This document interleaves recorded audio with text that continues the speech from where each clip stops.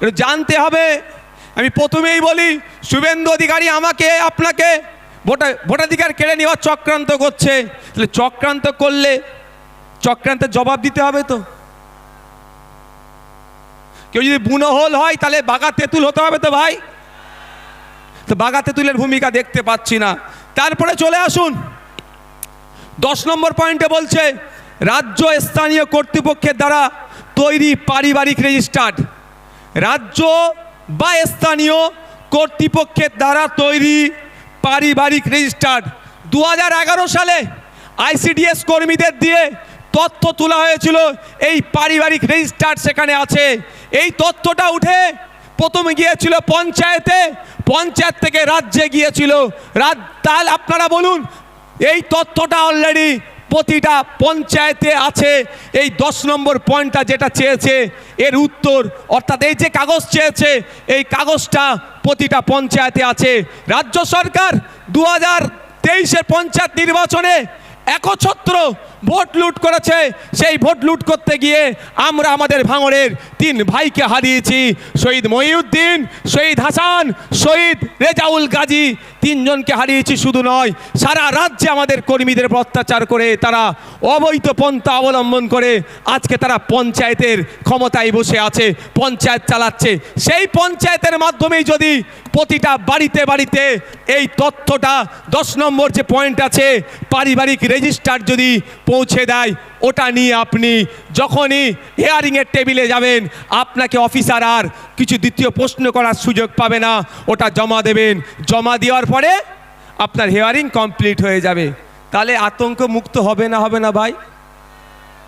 তো রাজ্য সরকার চাইলে আপনার আতঙ্ক মুক্ত করতে পারে এই দুটো ডকুমেন্টস দিয়ে, কিন্তু রাজ্য সরকার তো আতঙ্ক মুক্ত চাইছে না। যদি আতঙ্ক মুক্ত চাইতো, কুরআন শরীফকে নিয়ে যে অসীম সরকার কুভাষায় কথা বলেছে তাকে ধরে এতক্ষণ জেলের মধ্যে রাখতো, পুলিশ সুমোটো করতো, তার বিরুদ্ধে ব্যবস্থা নিয়ে এত দূরের কথা প্রায় 900 মতো অভিযোগ জমা পড়েছে, এখনও একটাও এফআইআর হিসাবে ট্রিট করেনি এই রাজ্য সরকার। তার মানে বোঝা যাচ্ছে আপনাকে আমাকে কি নজরে দেখে। তবে রাজ্য সরকার এফআইআর হিসাবে ট্রিট করেনি বলে ভাঙড়ের বিধায়ক নওশাদ সিদ্দিকী চুপ থাকবে না। আমি কোর্টে যাচ্ছি 156 সাবক্লাস 3 দিয়ে আমি কোর্ট থেকে মামলা করছি অসীম সরকারের বিরুদ্ধে। কিন্তু প্রশ্ন এটা, আপনারা বাংলার মানুষ, সংখ্যাগরিষ্ঠ মানুষ ভোট দিয়ে সরকার তৈরি করলো, আবার সংখ্যাগরিষ্ঠ মানুষকে রাস্তায় নামতে হবে কেন আমার এসআইআর বাঁচানোর জন্য? তাহলে সরকারের কাজটা কি? আমি সরকার তৈরি করেছি, আমার বিপদে আপদে, আমার সুবিধা অসুবিধাতে আমার পাশে থাকবে, তার পরিবর্তে আমাকে আরও ঠেলে দিচ্ছে বিপদের দিকে। তাই আপনাদের বলবো, আসলেই কি তৃণমূল কংগ্রেস এসআইআর থেকে আপনাদের নিস্তার দেবে মনে হচ্ছে? ওয়াকাফ খেয়েছে জানেন তো নাকি? ওয়াকাফটা যেমন আমি আছি হবে না, আমি থাকতে হবে না, টুক করে রাত্রে কি বলল? ওয়াকাফ মেনে নিল, এটাও মিলিয়ে নেবেন। এসআইআর উনি বেঁচে থাকতে হবেন না বলছেন, বলতে বলতে শেষ দিন আপনাকে তো ডুবিয়ে দিতে পারে। তাই বলছি আপনাদের, আপনার লড়াই আপনাকে লড়ে নিতে হবে, আমার লড়াই আমাদেরকে লড়ে নিতে হবে।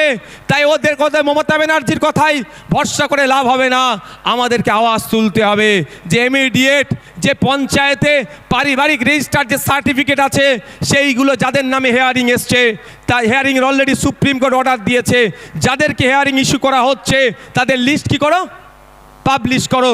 সেই লিস্ট দেখে পঞ্চায়েতেই পাবলিশ করার কথা বলা হয়েছে। প্রতিটা পঞ্চায়েতে সেই লিস্ট দেখে পাবলিশ করে আমাকে পাবলিশ যেটা হবে আমার বাড়িতে কাগজ পৌঁছে দেওয়া হোক। এই আওয়াজটা আমরা তুলবো তো নাকি গো? তুলতে হবে তো নাকি? ঝিম মেরে গেলে হবে? আর 5 মিনিট বলবো, অসুবিধা আছে? আর এনার্জি আছে? কাদের এনার্জি আছে আর একবার দেখি তো। এনার্জি আছে তো? এনার্জি আছে তো? ফুল এনার্জি আছে? আর 5 মিনিট বলবো। মমতা ব্যানার্জি এই মুহূর্তে পশ্চিমবাংলার মুসলমানদেরকে সবথেকে বড় যে অভিশাপটা দিয়েছে তার নাম হচ্ছে ওবিসি নতুন সার্টিফিকেট। মমতা ব্যানার্জি প্রতিনিয়ত, তার দল বাদশাহী প্রতিনিয়ত মুসলমান দলিত আদিবাসীদেরকে এক একটা করে অভিশাপ উপহার দেয়। তাই মুসলমান এখন সব থেকে বড় অভিশাপ যেটা পেয়েছে সেটার নাম হচ্ছে ওবিসি সার্টিফিকেট। এই ওবিসি সার্টিফিকেট নাম কা অস্তে থাকবে, ছিঁড়ে ফেলে দেওয়া, বাড়িতে রেখে দেওয়া আর সার্টিফিকেট রাখা একই হবে। কারণ কলে কৌশলে মুসলমানদের শুধু নাম কাস্তে সার্টিফিকেটটা রাখতে চাইছে। যেভাবে মেসিকে দেখতে আসলো, টিকিট কাটলো, বাড়িতে ঢুকলো, তারপরে কি হলো, আপনার স্টেডিয়ামে ঢুকলো, মেসিকে দেখতে পেল না। আপনার হাতে সার্টিফিকেট থাকবে, ফর্ম ফিল আপ করবেন, পরীক্ষায় বসবেন, রিটেনে পাস করবেন, ভাইভাতে গিয়ে ভাইবার পরে যখন লিস্ট বার হবে আপনি সংরক্ষিত কোটায় আর চাকরি পাবেন না। এই গ্যাড়া কলটা মমতা ব্যানার্জি সরকার করেছে, তৃণমূলের সরকার করেছে। তাই আপনাদের বলবো এর বিরুদ্ধে আমাদের লড়াই করতে হবে। আমাদের লড়াই ফেক এসটি সার্টিফিকেটের বিরুদ্ধে। প্রকৃত যিনি দলিত সে চাকরি পাচ্ছে না, প্রকৃত যিনি আদিবাসী সে চাকরি পাচ্ছে না, প্রকৃত যে অনগ্রসর শ্রেণীর মুসলমান সে চাকরি পাচ্ছে না। এর বিরুদ্ধে আমাদের লড়াই। যারা প্রকৃত অর্থে চাকরির প্রয়োজন, উচ্চশিক্ষায় সংরক্ষণের প্রয়োজন, তাদেরকে ক্ষমতায় নিয়ে আসতে হবে। তাই আপনাদের বার্তা দিচ্ছি, আপনারা যদি আমাদের সুযোগ দেন আমরা নিয়ে আসবো। তবে একটা কথা বলি, মমতা ব্যানার্জির বিশ্বাস হচ্ছে না আমার তিনি এসআইআর-এর বিরুদ্ধে সত্যিকারের লড়াই করবেন। বাসন্তীতে হেয়ারিংয়ের পরে আপনার রিসিভ দিচ্ছিল না, আমাদের কর্মীরা গিয়ে আন্দোলন করে রিসিভ যখন দেওয়ালো তার কিছুক্ষণের মধ্যে পুলিশকে পাঠিয়ে তৃণমূলের নেতা এসে আমাদের কর্মীদের ওখান থেকে সরিয়ে দিল। এটা মানে কি? রিসিভ দেওয়া তো ভালো কথা, তারপরে খবর পেলাম আর রিসিভ দিচ্ছে না। তাহলে এই যে চক্রান্ত বিজেপি করছে সেই চক্রান্তের সাথে কিন্তু তৃণমূলও একইভাবে যুক্ত আছে। তাই এই চক্রান্তের জবাব আমাদেরকে গণতান্ত্রিক প্রক্রিয়া দিতে হবে। গতকালকে দেখছিলাম সিপিএমের এক সিনিয়র লিডারের মেরে মুখটুক ফাটিয়ে দিয়েছে। অভিযোগটা কি, তার অপরাধটা কি?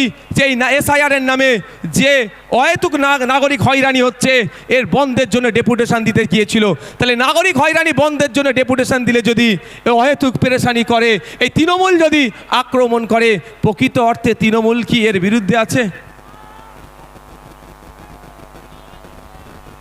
আজকের প্রোগ্রাম আমরা এবার একদম শেষের দিকে এসেছি, আমরা শেষ করব। শেষ করতে আগে আপনারা আস্তে আস্তে বিদায় নেন, যেতে যেতে মাইকের আওয়াজ পাবেন। আস্তে